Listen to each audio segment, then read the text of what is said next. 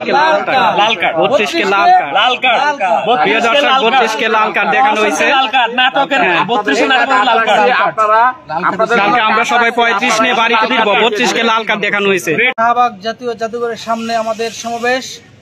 উক্ত সমাবেশে সকলকে প্রথমেই আমি বিনীতভাবে অনুরোধ করব সকলে উপস্থিত হওয়ার জন্য। আজকে মূলত আমরা আগামীকালকের কর্মসূচি কেন্দ্রিক কিছু কাজ ছিল, যে কার্যক্রম ছিল, পরিকল্পনা ছিল, সেগুলো সেরে আমরা এখন বাসায় যাব কিছুক্ষণের মধ্যে। তো তার জন্য আমরা আসলে এখানে একটু উপস্থিত হয়েছি, অনেকে চলে গেছে, তো আমরা কয়েকজন আছি। তো আমরা লাস্ট আপডেটটা জানিয়ে যেতে চাই যে আজকে আগামীকালকের যে কার্যক্রম আমরা মূলত শেষ করেছি আলহামদুলিল্লাহ। তো যেমন ব্যানার, ফেস্টুন, তারপরে বিভিন্ন পরিকল্পনা সব কিছু মিলিয়ে আমরা শেষ করেছি আজকে এ পর্যন্ত।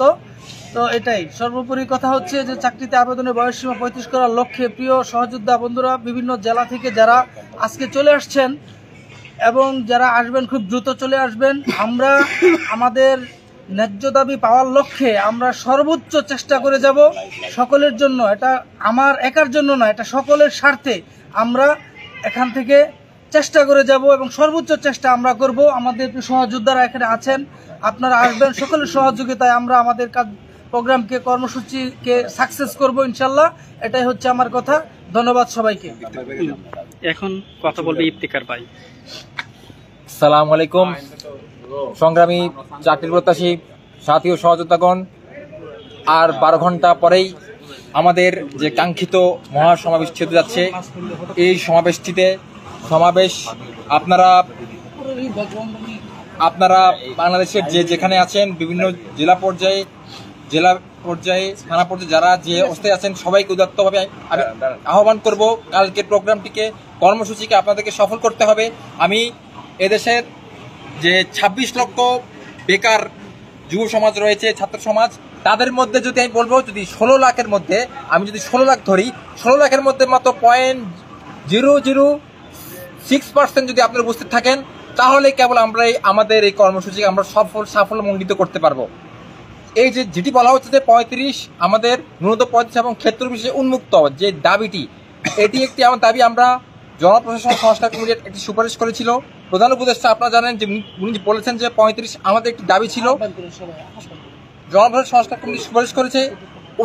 উনি যেটি বলতে চাচ্ছেন যে 35 এটি আমাদের দেওয়াটা, উনি যেটি বলতে চাচ্ছেন এটি দেওয়াটা ঠিক হবে না। কেন ঠিক হবে সেটি আমাদের কালকে আমাদের মাঠে এসে বাস্তবায়ন করতে হবে। আপনারাই সামনে থেকে আপনারা নেতৃত্ব দিবেন, আমরা আপনাদের সাথে থাকবো। সবাইকে সংগ্রামী শুভেচ্ছা। আসসালামু আলাইকুম। এখন কি কথা বলবো? হ্যাঁ, আসসালামু আলাইকুম, আমি মাহবুবুর রহমান। আপনারা জানেন আমাদের রাজপথের প্রিয় সহযোদ্ধা, সংগ্রামী ভাই এবং আমাদের বোনেরা, আপনারা জানেন আগামীকাল 24 নভেম্বর আমরা যে মহাসমাবেশটি ডাক দিয়েছি ঢাকার আমাদের শাহবাগ প্রজন্ম চত্বরে। আমরা তার প্রস্তুতি একেবারেই শেষ সময়ের যে প্রস্তুতি, আমরা খুবই সন্তুষ্ট। আমাদের অত্যন্ত সকল প্রস্তুতি আমরা ইতিমধ্যে সম্পূর্ণ করেছি। আমাদের যে সকল কাজ বাকি ছিল, আমাদের ব্যানার, ফেস্টুন থেকে শুরু করে আমাদের ভেন্যুর যে অনুমতি নেওয়া, সকল কাজগুলো অত্যন্ত সুষ্ঠুভাবে আমরা সমাধান করেছি। আমরা আমাদের সারা বাংলাদেশের আমাদের সহযোগিতা বলতে চাই, আপনাদের মধ্যে যে আমাদের 26 লক্ষ 27 লক্ষ বেকার যে তরুণ সমাজ, আমরা যুব সমাজ রয়েছি, ছাত্র সমাজ রয়েছি, আমরা 1% চাই। যদি আপনারা 1% আমাদের ডাকে সাড়া দেন, আপনারা আমাদের কথা দিচ্ছি, আমরা এই আগামী কালকে আমরা আপনাদেরকে আমরা ভরসা দিচ্ছি, আমাদের উপর আস্থা রাখুন। আমরা 1% চাই, 27 লক্ষের 1% চাই। যদি আপনারা আমাদের ডাকে সাড়া দেন, যদি এই 1% আমাদের ডাকে আসেন, আমরা আপনাদেরকে কথা দিচ্ছি, আমরা কালকে আমাদের এই দাবি আদায় করে, বাস্তবায়ন করে আমরা ঘরে ফিরবো ইনশাআল্লাহ। ধন্যবাদ। এখন মুরাদ ভাই কথা বলবেন। আসসালামু আলাইকুম। বলে দিয়েছেন, যদিও আমাদের বিশ্লেষণ করার মতো তেমন কিছু নাই। আমাদের এই আন্দোলনের যৌক্তিকতা কি এটা সবাই জানেন আপনারা। আমরা আর কিছুক্ষণ পর 24 তারিখ ঢুকবে, সবাই ঘুমিয়ে পড়বেন এবং সকালবেলা 10টা বাজে চলে আসবেন শাহবাগ চত্বরে। এবং আমাদের কোনো ফান্ডিং দেওয়া হয়নি নাম্বার। আপনারা জানেন যে এটা নিয়ে আগে বিতর্ক হয়েছে প্রায়। আমরা এবার এটা নিয়ে কোনো ফান্ডিং দিইনি। আপনারা আপনাদের দায়িত্বে সবাই চলে আসবেন, ইনশাল্লাহ ইনশাল্লাহ নিজ দায়িত্বে চলে আসবেন। ধন্যবাদ। ধন্যবাদ সবাইকে। কিছু জানেন? আসসালামু আলাইকুম, আমি মোহাম্মদ ইমরান চৌধুরী। আমি বাংলাদেশের সকল ছাত্র সমাজকে আহ্বান করব যে আগামীকাল 24শে নভেম্বর সকাল 11টায় শাহবাগ প্রজন্ম চত্বরে এসে আপনারা আপনাদের প্রাণের দাবি চাকরিতে প্রবেশের বয়সসীমা 25 বছর এবং ক্ষেত্রবিশেষে উন্মুক্তকরণ, এই দাবিটি আপনারা বাস্তবায়ন করবেন। আপনারা ঘরে বসে থাকবেন না এবং ঢাকার বাইরে যারা আছেন তারা, আমি মনে করি যে রাতে তারা রওনা দেন এবং যারা ঢাকার ভিতরে বা আশেপাশে জেলাতে আছেন তারা সকালবেলা ঢাকার উদ্দেশ্যে রওনা দেবেন এবং রাজপথ থেকে আপনাদের এই কাঙ্ক্ষিত দাবি আপনারা বাস্তবায়ন করে নিয়ে ঘরে ফিরবেন ইনশাল্লাহ। ধন্যবাদ। সংগ্রামী ন্যূনতম 35 এবং শর্ত সাপেক্ষ উন্মুক্ত প্রত্যাশী ভাই বোনের বাংলাদেশের যে যে প্রান্ত থেকে আসছেন, আপনারা দেখছেন, লাইভটি বেশি বেশি শেয়ার করবেন। আপনাদের প্রতি একটাই আহ্বান যে এখানে যারা আয়োজক রয়েছে তাদের অনেক বাধা বিপত্তি অতিক্রম করে একটা প্রোগ্রাম আয়োজন করতে হয়। থানার অনুমতি থেকে শুরু করে ভেন্যুর অনুমতি এবং ব্যানার ফেস্টুন থেকে শুরু করে অনেক ধরনের প্রস্তুতি এখানে গ্রহণ করতে হয়। সব কিছু মিলে আয়োজকদের অনেক চাপ থাকে কাজের, তারপরে প্রচারণা তো আছে এবং জেলা বিভাগীয় পর্যায়ের যোগাযোগ রক্ষা অনেক কিছু মেনটেন করতে হয়। কাজেই যারা এই যে ঢাকায় যারা অগ্র সৈনিক আমাদের সাথে আছে, আপনারা এই যে রাত জেগে আজকে দেখেন এখানে ঠান্ডা শীত পড়ে যাচ্ছে, তো এত কষ্ট করেও আমরা যেহেতু আছি, নীলক্ষেতের কাজগুলো শেষ করে মাইক ব্যানারের কাজগুলো শেষ করে আসছি, এখন আপনাদের প্রতি একটাই প্রত্যাশা যে এত কষ্ট করে এবং এই যে সংবাদ সম্মেলনটাতে যে পরিমাণে হাইলাইট হয়েছে, এই যে 24 তারিখের প্রোগ্রাম, বিগত 4-5 বছরের ইতিহাসে নাই যে এত পরিমাণে হাইলাইট হয়েছে একটা প্রোগ্রামের আহ্বান। সেই ডেটটাকে যে পরিমাণে মিডিয়া কাভারেজ হয়েছে আপনারা কিন্তু দেখেছেন।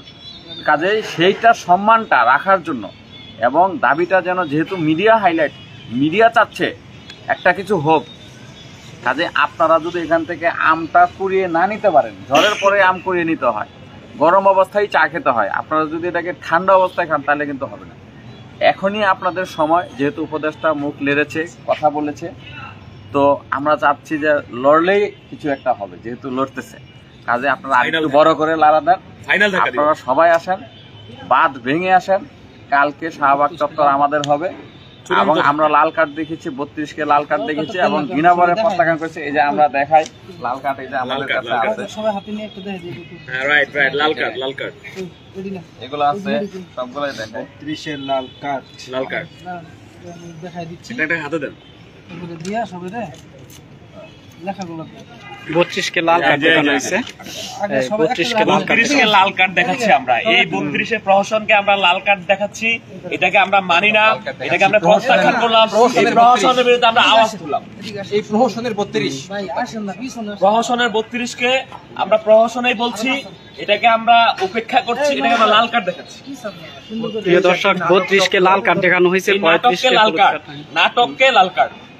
ধরেন সুন্দর করে একটা করে লাল কার্ড একসাথে আমি বলি এই 32-এর যে প্রহসন, লাল কার্ড একবার এটা প্রজ্ঞাপন হয়নি, একটা প্রহসন হয়েছে। দেখাইছি সব। আমরা এই প্রহসন 32কে লাল কার্ড দেখানো হয়েছে। প্রিয় দর্শক দেখেন, 32 আমরা কখনো মানি না। আমরা তাদেরকে ঘৃণা করে প্রত্যাখ্যান করেছি, তাদেরকে লাল কার্ড দেখিয়েছি। আমরা এই সিদ্ধান্তের মধ্যে নাই এবং মাননীয় উপদেষ্টা মহোদয়দেরকে বলছি, ভালোই আমাদের দাবিটি মুহিত স্যারের কমিশনের, উনি সম্মানী লোক, উনার কমিটির সুপারিশটাকে মেনে নেন। ছেলেদের 35 এবং মেয়েদের 37 এবং শর্ত সাপেক্ষে উন্মুক্তর যে সমস্ত সেক্টর আমরা দিয়েছি, সেই সেক্টরগুলো আমাদের ব্যানারে উল্লেখ আছে, স্মারকলিপিতে বলা আছে, সেই সেক্টরগুলিকে উন্মুক্ত করে দেওয়ার জন্য দ্রুত আহ্বান জানাচ্ছি। এই আশাবাদ ব্যক্ত করছি এবং সারা দেশের সংগ্রামী বয়স বৃদ্ধি প্রত্যাশী ভাই বোনদেরকে আহ্বান জানিয়ে আজকের কথা আমি এখানেই শেষ করছি। 32কে লাল কার্ড, 32কে লাল কার্ড, 32কে লাল কার্ড, লাল কার্ড, 32কে লাল কার্ড, লাল কার্ড। প্রিয় দর্শক, 32কে লাল কার্ড দেখানো হয়েছে, লাল কার্ড, নাটকের 32 নাটকের লাল কার্ড। আপনারা কালকে আমরা সবাই 35 নিয়ে বাড়িতে ফিরবো। 32কে লাল কার্ড দেখানো হয়েছে। রেড কার্ড ফর সবাইকে ধন্যবাদ, সবাইকে সবাই আসবেন, আমরা সকলে মিলে red card for Lal card দেখিয়ে আমরা প্লেয়ার আমাদের, মাঠ আমাদের, খেলা আমাদের, কালকে ফাইনাল খেলা হবে। আমরা কালকে ফাইনাল খেলা হবে। ধন্যবাদ। ধন্যবাদ।